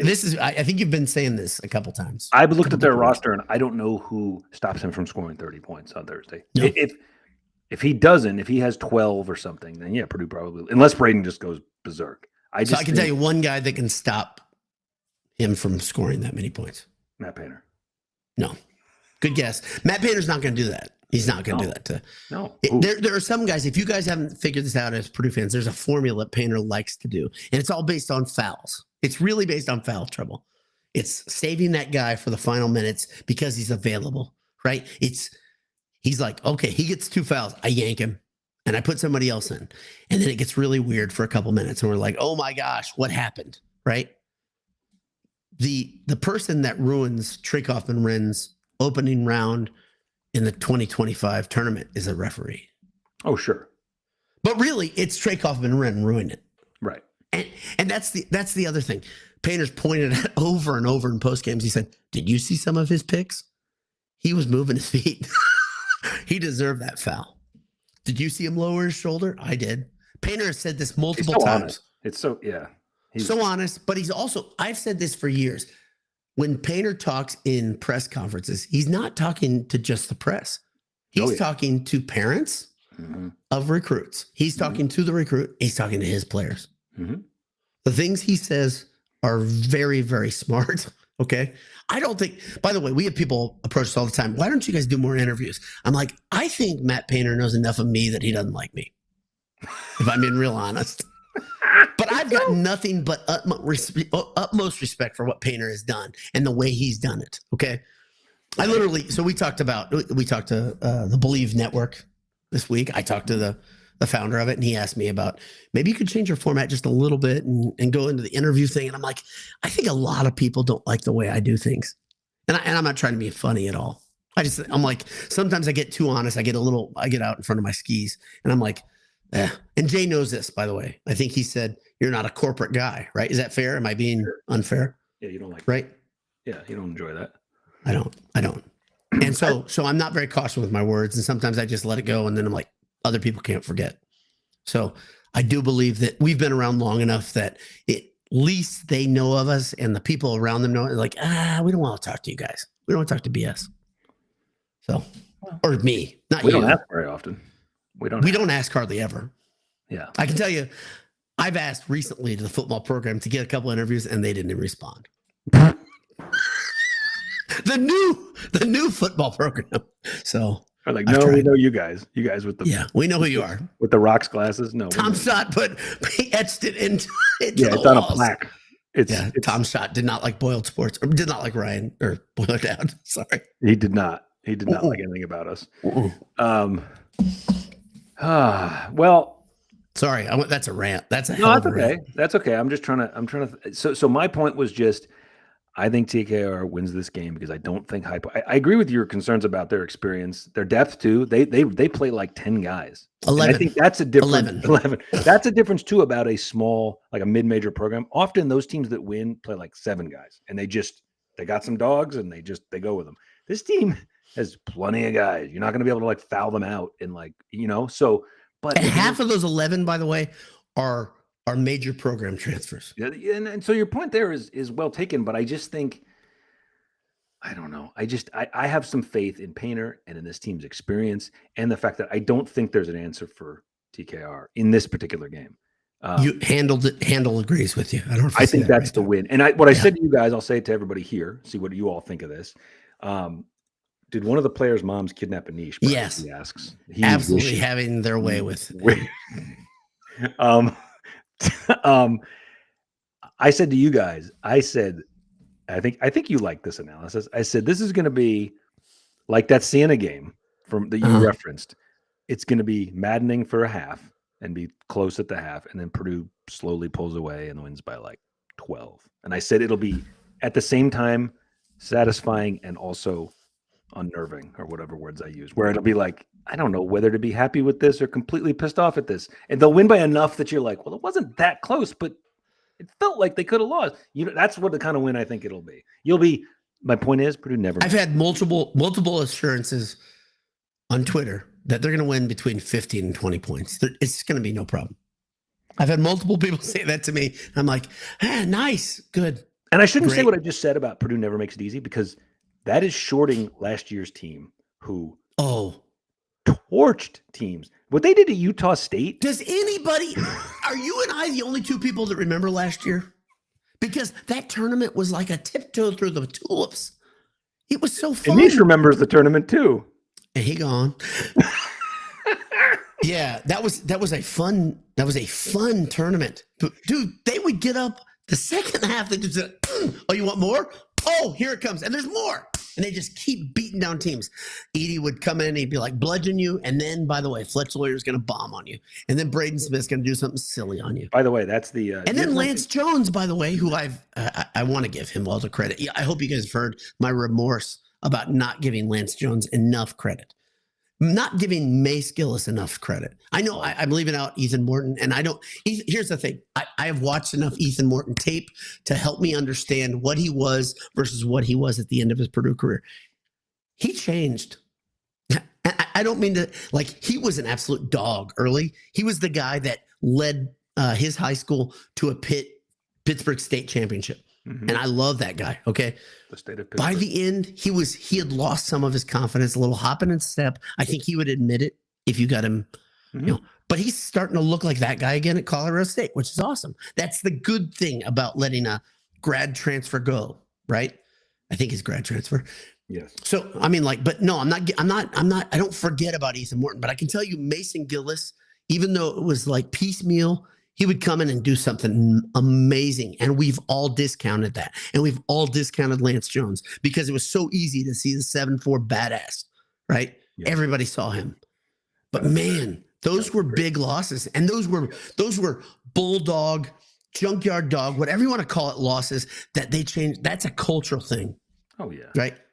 It stings a little bit. So, by the way, Brian T asks, how concerned should we be about Fletcher's arm? I'm glad you brought that up, because here's my thought. So Painter talked about it and said he's going to be, I forget the wording he used, but something like he's going to be kind of on restricted duty right during this week for practice. He said he's not going to practice today. He said that, right. Very clear. And then he said he's going to play. Right. Now, so should you be concerned? Yeah, a little. Yeah, it's okay. Yeah. It wouldn't be a Purdue tournament without someone injuring an arm. The other thing I'll say about Fletch, and I'm not trying to, this isn't me putting it's me putting some things on Fletch. When Purdue, like the loss to Michigan, I believe, I was looking at the box score. I believe he was 0 from the field. Okay. He had 5 points and they were all free throws. Right. In the national championship last year, 0. Like, your number 3 guy cannot be a 0 from the field. He cannot when he's exactly what Fletcher is exactly what they need. You got the big man down low, you got the point guard who can score, and then you need that bomber who can bomb. And it doesn't need to be 30 points. It needs to be 12 to 15 when the other guys are having a decent game and you are almost unbeatable, right? So you're hitting on a profundity, right? The reason Fletch Lawyer could not be, and I'm not saying it's not on him.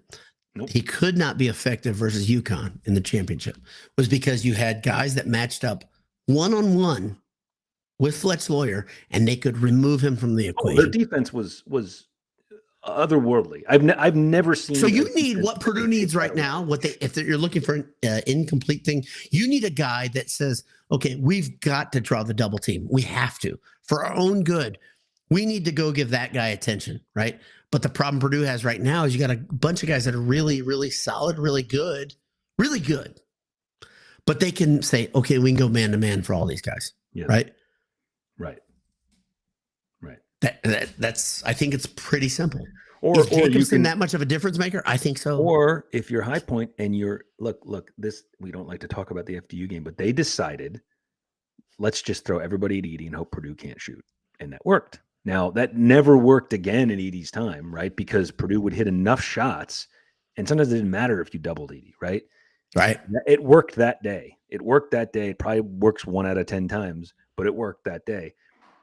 You could do the same thing against this team. You could decide to devote everything to TKR and hope those other two guys are not hot. Could work. Good luck with that. I agree. I don't think it works. Like this is different stuff than freshman Fletch and Smith. I agree, but I'm wondering what is High Point? They probably don't. FDU had to sell out that way because they had no chance otherwise, right? They had to sell out that way. So how much Anish Jay, silent Anish? How much have you guys watched? Have you gone and watched tape of High Point? Not really. Okay, a little bit. A little bit. And tell me if you can you see me? You sound great and you look great, and we're back. Anish is not locked in my basement. Somebody asked that question. Debatable. Exactly. Some sort of technological basement. But the thing that I've watched is that High Point, they are really not good at closeouts on 3 points. In fact, it looks like they were coached to not close out well. Just fly by. And I can tell you, Fletch is not going to buy the flyby. Oh, he loves to do that little let you fly by. Exactly. Go ahead for the shot. Right. And I don't think he's alone. There's some shooters. All I was saying is he can't have a game like that. We can't have that anymore. And he's a junior. We can't have that anymore. I don't see that top. I'm blinking many times. I'm blinking many times. There's many blinks. So many blinks. Yeah. Anish, where do you have Purdue going out? Sweet 16. I mean, like winning 6 wins, I think. Easy peasy. So you know what I was thinking about today? San Antonio, what? Braden, no big deal. And Fletch they went 5-1 in last year's tournament, and they of course went 0-1 2 years ago. So they're 5-2. Let's say you go to the Sweet 16 this year and then lose. You're 7-3. And then let's say next year you go to the Final Four. Let's say the same thing happens as last year. You go to the title game. That's 5 more wins. They could have 12 tournament wins. And it made me wonder, there's got to be some programs where that's been done where, you're a Duke during the heyday, like later. Bobby Hurley probably has 14 or 16 tournament wins or something. But there can't be that many guys in double digits, right? It can't be. Tyler Hansbrough, I bet you has a lot of tournament wins. But to have they have 5 right now, and that's in 2 years. That's pretty good. By the way, Cobra might have the stat that defines Purdue's success. Purdue is 15-1 when Lawyer attempts 5+ threes. They are 7-10 when he attempts fewer than 5. I think he's gonna shoot 7. But part of the reason for that, I think, is when he's not feeling it or he's not on, he stops shooting. And right. And I'd rather he keep firing, wouldn't you? Yes. I think I've been pleading with imaginary Fletch to keep shooting. Yeah. I know Fletch doesn't listen to Boiled Sports. So Handel Jones just said Christian Laettner has 22 wins. That's astonishing if that's true. Gracious. And I have no reason to doubt you, Handel, because you're always right about everything. He is. That's bizarre. So over 5 wins a year in the tournament? Get the fuck out of here. That's the dumbest thing ever. He won 2 top. They went back to back. So that's 12 right there. That'll do it. Yeah. Good. Yeah, but it's only halfway to the That's insane.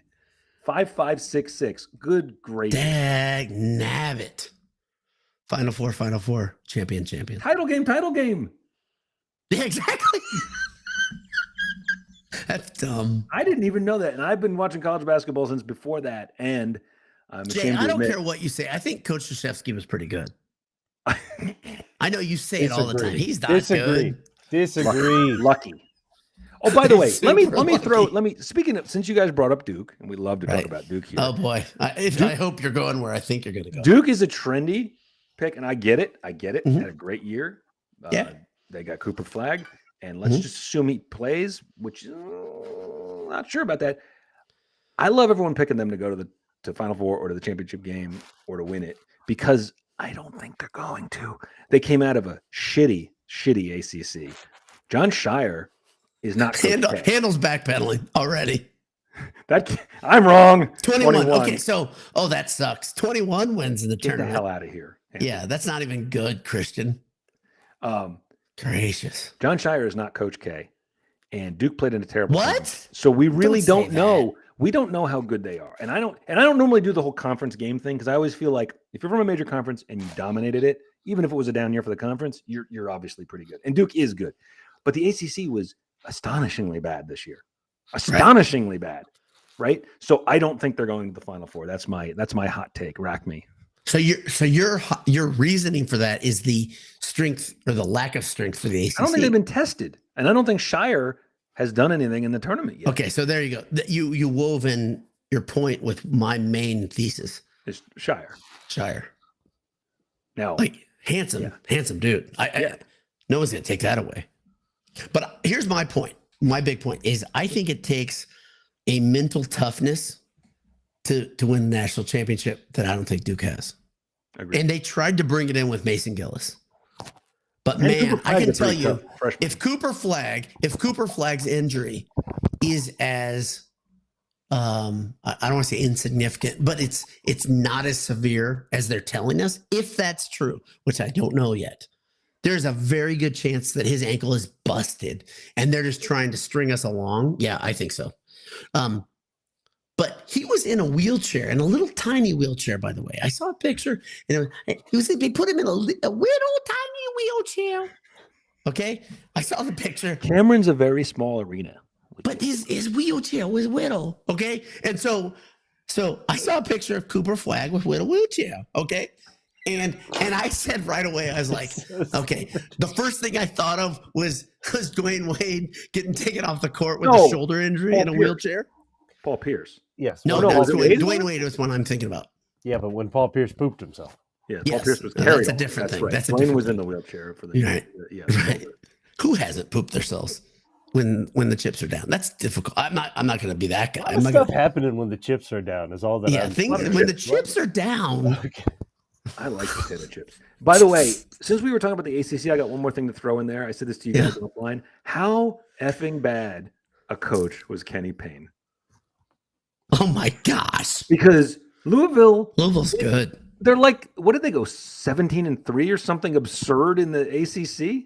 And they waited to the title game. Like they won like 27 games. They won single digits the last 2 years. That was last year. By the way, the committee's like, congratulations for making the championship. We're going to urinate all over your accomplishments. And that's one of their big misses. That is egregious. A Louisville, and I don't usually cater to Louisville.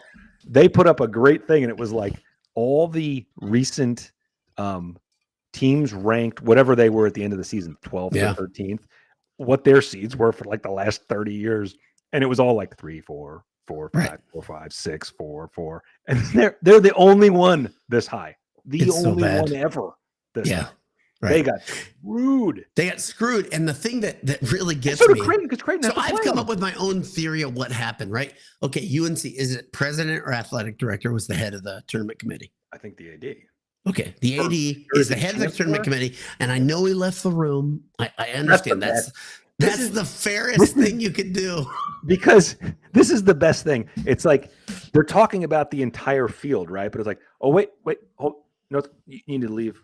Go to the men's room. Go ahead. Get out of here. Now we're gonna go back out again. Like, there's no way you can talk So about a tournament stupid. field. Right. And even if he did, aren't they together for like a while, meals? Yes. Well, they get together multiple times. Right. And he sprinkled his seed all over the room. Oh, I forget. Is that the wrong hand motion? I saw somebody. Oh, it was the guy. I think I sent it to you, didn't I? The guy who, former GM of a baseball team. Mm-hmm. He said that guy gets $100,000 bonus. Yeah, he got a bonus. He makes the tournament.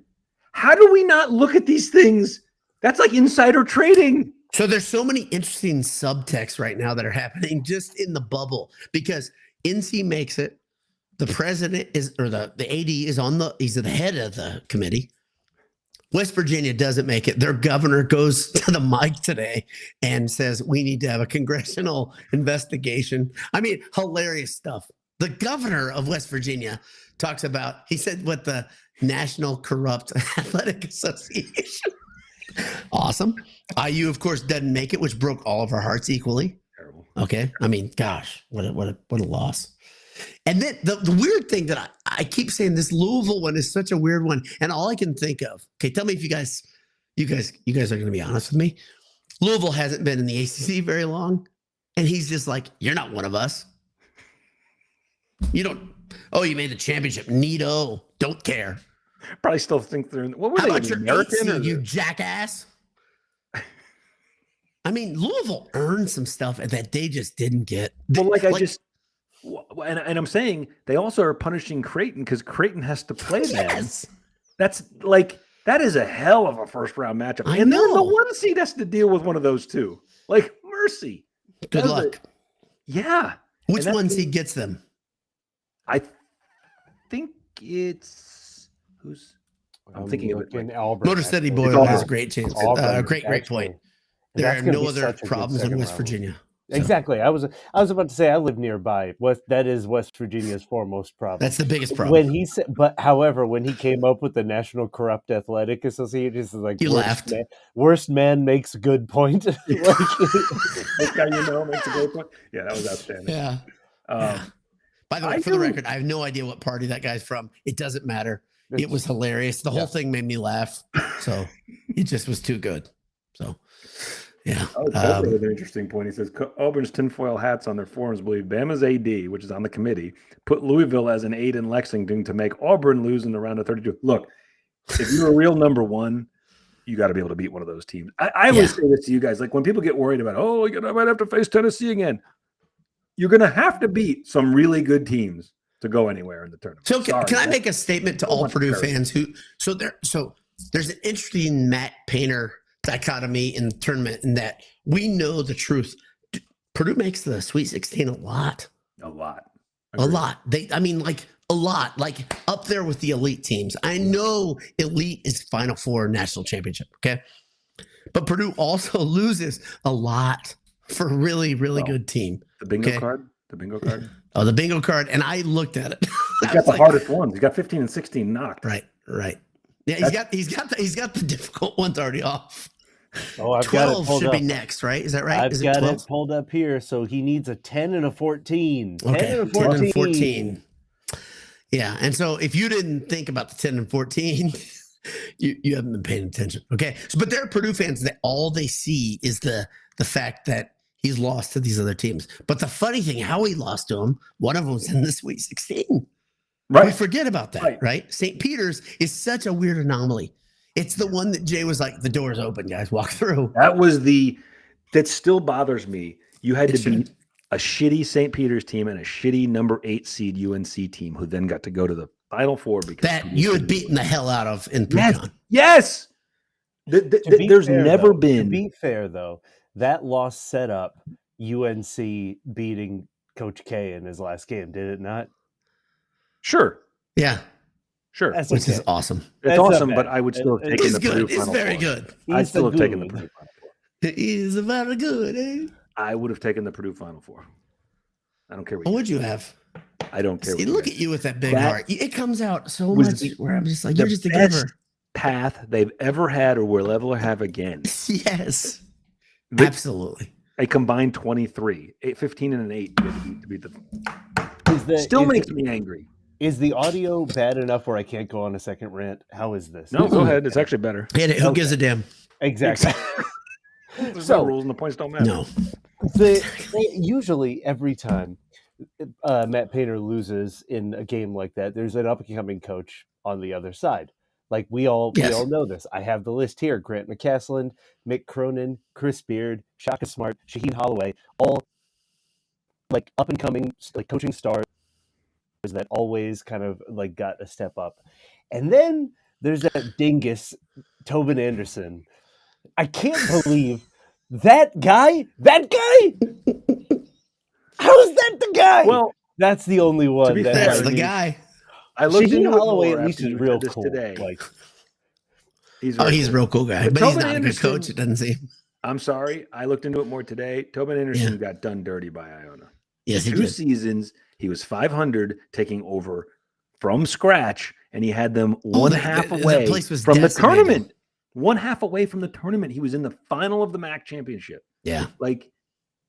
Like, what did you want him to do? You wanted him to be Rick Pitino? This is what Yes. happens, right? They get a taste of that, and they're like, well, this is who we are now. No, Right. it isn't. You're in Iona. I think IU should hire Pitino. Have we already talked about this? I think IU should hire Pitino so that Pitino can coach all of the triangle of IU, Louisville, and Kentucky. I don't want any part of that. No, I don't probably win either. a freaking He's national great. title. He's really good. Yeah, He's yeah. really Witch. good. As Bullard likes to say, he's a witch. He Yeah, absolutely he's a good and I don't think he's a good witch. He's a bad witch because bad witches what they do is they do bad things to win. And here's the thing: his X's and O's are obviously immaculate. His practices are stupid. You've heard him talk to teams. You're like, he just said a very mean thing to this team, and for some reason they are like, yes, we will work harder for you. I'm like, that is not modern basketball. Some of the things I've heard him say. Meanwhile, it almost looks like he's decomposing in front of us. It Yes. looks like a corpse, kind He of. may have an arm fall off during the tournament. Who knows? But it'll be kept together by that sharp white suit that is weird. There's something very off-putting about the way he looks now. But Here, Motor City Boiler has a point. He says Tobin must have been screwing around with a cheerleader or something like that at Iona. Here's my theory. I Would do not never believe happen that's the under- case. would If you never look at the happen under guy, that Pitino. didn't happen. Okay, and we talked about this. I'm He going to looks- go there. Okay, I'm going to go there. We talked about this, and I'm not going to go into boy, we had some good stuff behind the curtain. Talking about Tobin Anderson is not a model. He is not Brad Pitt. He is not Matt Painter. He's not the guy that's doing that. Okay, he's not. There's no cheerleader. That's not happening. Okay. He looks like cauliflower ear with legs. Yes. Okay. He's good. He's a good coach. Clearly, there's something good happening there. Okay. But what I think Iona, just like what Jay said, is they're like, you know what? We've got our guy. He's waiting out there right now. We think we can get him. They must. They have to. That's the whole story. But I don't know who that guy is, by the way. I do not know. I would assume it's Mike Woodson, but apparently it's some NBA assistant. But like, yeah, I don't. great. I don't really But he's know. out there. Yeah, They know who they're. yeah. They know who they're getting. They know who they're getting. And I don't like, in all seriousness, I don't like to assume you screw. Like I don't like to jump to that because Never. Never. I don't think Never. I don't think that's it. Yeah, I don't. I think they've got their guy already. It's a done deal. And I had a friend. You're kidding. I'm not going to incriminate anyone here. I hope that whenever he had a girlfriend in high school and college, he would break up with her, and there was another girl waiting. Yeah, swinging from one vine to the next. Right. I did not have that capability. I had one chance to marry one woman. God bless her. And I married her. Been married a long time. And so, I mean, like this guy, though, he was tall, dark, and handsome. So very different set of rules that he had. Okay. And okay. That's not Tobin wait, Anderson I is not only that guy. hear- Tobin Anderson is boiler I down. can't see. He's a I little boiled guy. down. I can't see you. Are you not tall, dark, and handsome? I can't. I've never actually met Well, you. just in go person. back in your memory banks because we have met multiple times, No, and you no, could no, say the classic good looks of a man. I don't have them. I'm going to go ahead and say that. What he would do is he would get two friends and they would get on each other's shoulders and wear a trench coat. Trench on. coat. Yeah, like little exactly. rascals. See, that's another good decent reference. sized from modern. shoulders, but Yeah. yeah, exactly. But my legs are 14 inches long, and that kind of ruins the whole thing. Chris I was Phelps gonna says say, he's IU got hires. two people on the trench coat, and boiler dad is on the bottom. On the base. Chris Feltz says IU hires Tobin as the ultimate troll, so Purdue fans have to see him every year. Hey guys, I said that on Twitter. I said you got to go get this guy. There's their guy. He knows how to beat Matt Painter. Right. The Matt and Painter. If you remember back, by the way, the parallels. This is why people are buying in to High Point so regularly. They're like, yeah, this is a team that nobody believes they're going to win, except everybody in the media believes they're going to win. Right. There were a lot of people that were picking FDU. A lot of people. Okay, there were a couple people that were picking FDU, and yeah, Purdue was suspect, and the freshman guards we knew at the time was a risk. I do think Painter talked about it. By the way, Jay, my favorite thing that you said in our text thread, I don't know if I'm being unjust or unfair, is you said pretty much, I get why people are picking against Purdue. Sure. I think every Purdue fan gets that. Because you remember the thing. There's things that stand out. And those losses to those high seeds stand out. As you said, one was in the Sweet 16, so that's really not that well bad to me. But for this roster, though, this is the downside of the Braden Smith and Fletcher Lawyer backcourt, right? Which is like you're not going to be tough defensively, like and guards win other than unless you have the greatest college basketball player of all time, like guards win in the NCAA tournament, right? I like Braden in that role. And so I love Braden on offense, but the problem is on the other side, you got to stop the other guy, right? And so that's where like next year it would be really nice. You already talked about this, I think, on the preview boiler down, but Miles Colvin like taking that step would be really good.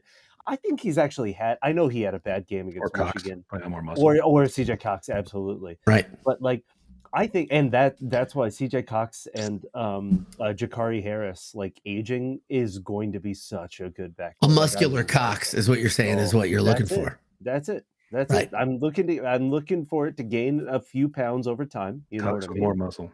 Exactly. Yeah. A little bit more mass, and so like I think exactly. I think this is where I think like I know that he had a bad game, but I think Miles like against Michigan, but I think Miles has had a pretty good end of the season, and so hopefully he kind of steps up there. But I don't know. That's the only thing that gets me scared is Fletcher Lawyer's elbow and Miles being consistent, like outside of Mackey, I guess. So if we had a thicker, more vascular Cox, then we. More vascular. That's what you want. You want vascular. You were often described. You were just like, can I get through this line? Can I get it exactly. out? I'm so excited. I'm so excited. I mean, that's usually what happens. Talk about Cox. Gosh darn it! What is my problem? Why am I 5 years old? Oh yeah, handle the bulging Cox. Yeah, next year after a summer in the weight room, another summer in the weight room, you're gonna have a. Gosh, I'm not going to say that. No. You step into the shower and you just, no. Nope. I think we've beaten this to death. Cox. Chill. Stop. Don't stop. Don't. It's BS after dark. It's BS after dark. Yeah, it's a long show. If you're still with us, God bless you for many reasons. This is always what happens. This is for us. We have to do something to get through these next couple of days, right? Because you're like, oh, and thank goodness it's the first game or the second game or whatever. Yes, we haven't even talked about. Do you agree? Do you think that? Because here's the thing. When I like, if I were to give a presentation in class, like in high school, like I'm going get it over with. Yeah, exactly. Yeah. I'm going first. Like, and you're sitting in the back. Going, The only thing I don't like is the team that loses the first or second game. Their tournament is over and nobody else has played. Oh yeah, I mean it could be awful, yes, but like it's going to be awful no matter what. But I believe when Purdue lost to FDU, weren't they like the Friday night game? It was the last game. It was the last. And so here's the funny thing, guys. Here's what Purdue fans do, because I've interacted with a couple of them today. They say it's always Purdue always loses to a mid-major as the 12:30 game. I'm like, none of that's true, guys, girls. No, they're never the 12:30. None of that's true. I can tell you, I was sitting in this room. It was dark. I had my nephew and a friend of mine over here on this couch, and I was like, it's going to happen. They're going to effing lose to FDU. It was dark. FDU was in the dark. Cincinnati was in the dark. Exactly. Arkansas Little Rock was that night. Oh no, I don't like. Yeah, exactly. Like Virginia, I don't know if that counts, but like VCU. No. Yeah, VCU. Virginia was definitely the dark, but that's not it. That's not even. That That's one count. that just hurts real bad. Yeah, That was one of my memories of that one was being at the bar pregame and Nish going, wait, what other game is on right now? Like, who's the early game? That's who's the early game. Anish. We haven't. It was the first. I don't know. It's the Elite Eight, Anish. Well, the Elite Eight it happened very few times in Purdue basketball we weren't history. used to it. Yeah, we weren't used to it. That's the thing that's so damn special about last year. Because I don't know if you guys know this. The national championship, there were no other games on. It was wild. There was no opener. There was no game on ESPN Deportes. Like nothing. Nothing on Do Deportes. you guys still see like because I'll give the selection show opened and showed a quick like a 10-second one shining moment. They showed a bunch of stuff from last year, including the tip off of the championship. And I'm like, there's Fletcher Lawyer on the court at the final game. What's he doing out there? How did they let him play? Right. Purdue was in that game. Guys, Purdue was in that game. Please, Purdue fans, just remember less than 365 days ago was a national championship and your Boilermakers were in it. Just please. I'm begging you because I don't want to just remind you on Twitter, just kind of put some bumpers up. It's not awful. It's not awful. Purdue is not awful. It is not the end of the world to be the 4 seed versus High Point. All that said, if you lose the High Point, you're certainly entitled to be disappointed with this. Yes, disappointment's okay. Nobody here is saying we'll be here. I was just gonna say nobody's here is saying, "Oh, you just got to eat it." No. You can be pissed by that. I think we've said all year this kind of season, nuance is my favorite thing on the internet because there's so much of it. Anish always talks about the fun of the nuance on Twitter. Don't you say that? You're like, man, Twitter's so good at painting shades of gray. Well measured and yeah. Man, it's so fun. What do we got? 36, 40, no, more like 60 hours. More like something like 60 hours to kill. Do you think, I think we could be on for 60 hours. Oh, we could do that. Oh, we could. Yeah. No problem. Not even. I do think I agree, J Money, with what you think the game is going to be, which is one stressful half, and then they're going to. And then like not a blowout, just like, oh look, they're up 8. Oh look, it's 10. Oh, they're going to win. Okay. Yeah, I like that because what I will be is in a corner. Yeah, it's rocking back and forth. Yep. My sweatshirt, like Anish. I'll tell you what I'll be. But can you imagine? Just think about this. How giddy will you be if they do torch them? Oh, it'd be nice. I can tell you my parallel is it's possible. Purdue beating the hell out of ODU. That's my parallel. That was another one everyone was picking. Weren't there a lot of ODU picks? Yes. And then Villanova after that one. And the Nova game wasn't even competitive. No. They beat the shit out of them. By the way, that's what I always comment on. I'm like, do these people not remember? It's not long ago. 2019 is not long ago. Really good coaches and then lose to Tobin Anderson.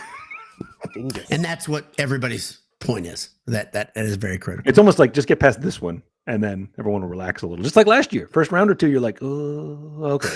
All right. It used to be, and that's so weird because Painter had the longest stretch of like never losing the first game of the tournament. Yes. Right. And people, that's because we're dorks and we're a little bit older. We do remember that stuff well. Right. So, they still haven't lost a lot of Painter doesn't. He always plays the seed. Blah blah blah. And then there was a little gap when he didn't go to the tournament, and then all of a sudden he started losing a couple early round games. Clemson McNeese is on the other side, and that's actually kind of another sneaky fun matchup. But I think Clemson gets through it. I actually think IU may hire Clemson's coach. Yeah, Brownell. Yes. Brownell. He's a good coach. He's a good coach. He's fine. He's good. And he'll be exactly the kind of coach that wins. They will not be happy with him. Nope. In 4 years. And he wins just about enough that they will still run him out. It'll be like Crean. They'll win some. They'll do better. Yeah, I don't. He's not as weird as Crean. No. I just mean the success. I think he'll win so much. What? I miss Tom Crean so much. Yeah. He's a wonderful. Everybody does. Does. It's so funny how uniformly everyone's like, yeah. But yeah, so that it's going to be a challenge. Like again, that second game, if Purdue gets there, if it's Clemson, like that's going to be another like interesting one. But like you said, like earlier, it's kind of a friendly draw. Like there's no easy. There's nothing not friendly about the draw. Right. No, Right. exactly. And so it's gotta step up. TK, I mean, it's got to Houston be a big looming TKR game. is unfriendly, but you got to do what you got to do. As I always say, you're going to play good teams. The further you go, you're not getting away with not. Listen, everybody, I want everybody to understand this. High Point's a good team. Yes. Okay. But there's fewer bad teams now than ever. Yeah. Truly bad Parodies, basketball teams yeah. in these tournaments. Like I'm North even Carolina's looking- bad, but would you be shocked if they beat Texas and Xavier? No. And then all of a sudden they're like, told you. No. You didn't tell us anything. You played dog shit basketball for months at a time. But you're loaded with not good. talent. You know they're loaded with talent. Dude, they've got And guys even, that played in the national championship. For one guy. And the thing is, the starts. style of basketball that's played now especially in college, is much higher variance, which is actually kind of why Painter plays inside out. Like Painter likes that because it's a little less. I mean, like it should be a little less variant. And then if you get a great point guard leading it, that is supposed to steady things out, right? But what that also means is that the other team can catch fire, right? And that is like with the reliance on the three, with how fast they play. Like that's a threat. That's a real threat. So it's not going to be comfortable, but yeah, I do think that it's going to be a win. And because we say this so relatively confidently, looking forward to an indigestion-filled Thursday. Yeah. Get your Maalox or your That's it. Pepto nearby. Oh, you're a big guys- Maalox guy. Do you guys I'm really want to, a Pepto guy. I like the Yeah, taste we're all of it. Pepto guys. Yeah. So I was telling you guys I like color pink. before we came on that I was talking to my 15-year-old and he wanted to know my Final Four, and we had not compared notes. And I said, well, there's no way you have the same Final Four as me because I didn't go totally chalky. Right. And he was like, all right, let's do it. And we went through one region at a time, and we have the exact Final Four. Can you tell me? Can you do it? Yeah. Yeah. Do you want to hear it? Yeah, I want to. Okay. So coming out of, wow, this one I'm looking at doesn't even have the Midwest. I have for Purdue's region. Yep. I have Tennessee going to the Final Four. We're Okay. getting behind them now. Congrats, Rick. Out of the East, the Duke region, I have Alabama going to the Final Four. Mm-hmm. I think that's a good pick. Yep. SEC lover. You love the SEC, you jerk. You Coming work for out of ESPN. I don't remember which is which, and amazingly, this bracket doesn't have the regions. The Auburn region, let's call it the number The one. South. Yeah. That's the South. I have no. I'm going to not do that one. I'm going to do the Florida region. I have Florida. That's my number one that's going. Huh. Okay. I think Florida's going to win it all. Dude. Really? That's 3 SEC teams. I know. They're brainwashed. Jay Billis You're not going to like my fourth. got into your brain. Oh my God. You're kidding me. Get out of here. Who do you think You've I got have coming? 4 SEC teams. Who do you think I have coming out of the other one? It's not Auburn.